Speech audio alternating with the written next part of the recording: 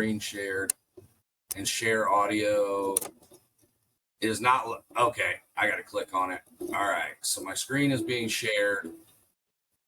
So now I'm going to start the video. Hello, everyone. This is Michael Vandegrift, MCV Realty, with Kimberly and Ann, my two assistants here. We're doing a video real quick because, one, I want to educate them on the buying and selling process. And I want to make sure to give a video out for content to my clients to be able to view here on YouTube anytime they want. And I just pulled up real quick. I mean, 94% of people go on Zillow, and some realtors hate Zillow. I don't care. It doesn't bother me. You know, I'm here to help you out. And Zillow's a great resource. It's got some good information, some bad information, some misinformation, you know, but that's pretty much with anything. That's why you want to have a realtor to make sure to decipher that, make sure to tell you what you need to know. And a lot of times in the buying process, checking your credit score is a good idea on here, because you do want to figure out how much house you can afford, what kind of monthly payment you're going to be looking at. Want to find a great real estate agent to help you out through the whole process, which we're going to go through that whole process. There's a lot of steps to it, a lot of things that can happen that the real estate agent, you know, can help you get through and knows how to work through them. Pre-approved, once again, that's pretty much checking your credit score. I don't even tell people to worry about checking their credit score, although you can go to Credit Karma to do it. You want to get pre-approved before you buy. Those are usually good for about 90 days. It's a small hit to your credit, but you can go to different lenders too. You've got a 14-day window that when you're checking other lenders, the Truth in Lending or RESPA or some government act protects you, and you have 14 days to check with other lenders where you won't get that credit hit again for running your credit. And then you want to start the home search. Usually I recommend doing that with your real estate agent. We can set you up on searches that help you see some homes. And we can do that early, even before you're doing the pre-approval or during it. So you can start to see what's out there.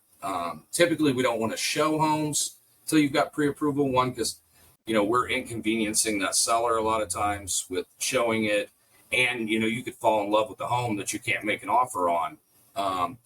And then every other house just doesn't meet up to it. So it's a big emotional roller coaster. And to limit that, you always want to be pre-approved. Or if you have proof of funds, cash, then, yeah, you can go. You don't need to get pre-approved if you have cash or what we would need for an offer, called a proof of funds from your financial institution showing that you have that money to make that offer. And then we find a house you love, and then we make an offer.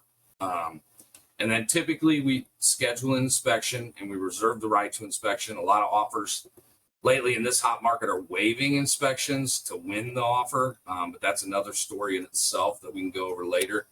And then once the offer is accepted, you have a certain timeline per the purchase agreement to secure your financing. And then you have a certain timeline also by the purchase agreement to get a quote on homeowners insurance, because if you're getting a mortgage, paying cash, you don't have to get homeowners. It's advised to protect your asset. But if you are getting a mortgage, they are going to require homeowners, and we usually set that timeline, usually 7 to 10 days after offers accepted to get your homeowners insurance quote.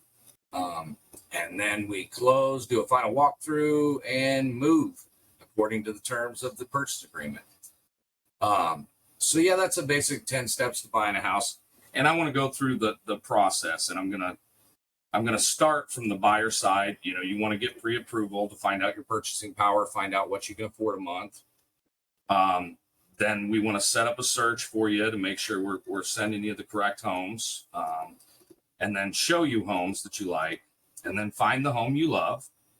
And then we'll make an offer. Now, if that offer gets accepted, which in this market, you may have to make multiple offers to win homes. I mean, it just is a seller's market.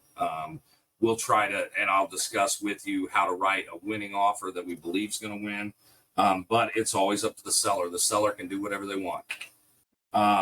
Then once the offer is accepted, then we get into the inspections, the appraisal, financing, underwriting, and the closing.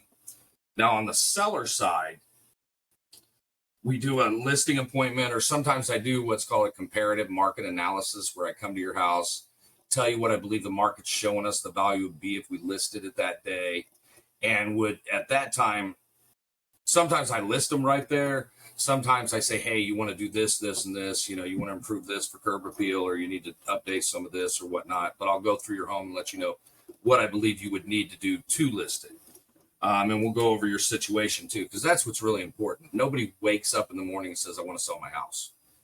People sell their house because something changed in their life. They downsize, can't do stairs anymore, had another kid, need more space, things like that. And that's where, as a real estate agent, we're really building relationships with people and finding out what's changed in their life to cause them to need to make a move, or why do they want to make a move. And then if they were wanting to list, then I always carry paperwork in my bag.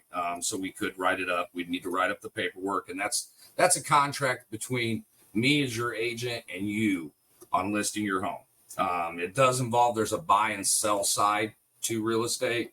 So there's typically a selling agent, the listing agent, and then a buying agent that brings a buyer for you. Or sometimes you can do both sides, or what's called dual or limited agency, which is legal in Indiana, as long as it's disclosed to all parties. And we would put that in writing and let you know that, hey, I'm representing both sides. I can't share your information with them, or vice versa. And then we would get it listed on the MLS, which will get it exposed to all the qualified, ready, and able buyers out there for your home to try to get you top dollar. And then we would allow showings. Your home's got a show to go. So we'd work out how to do the showings on it. And then we would get in offers or purchase agreements from buyers.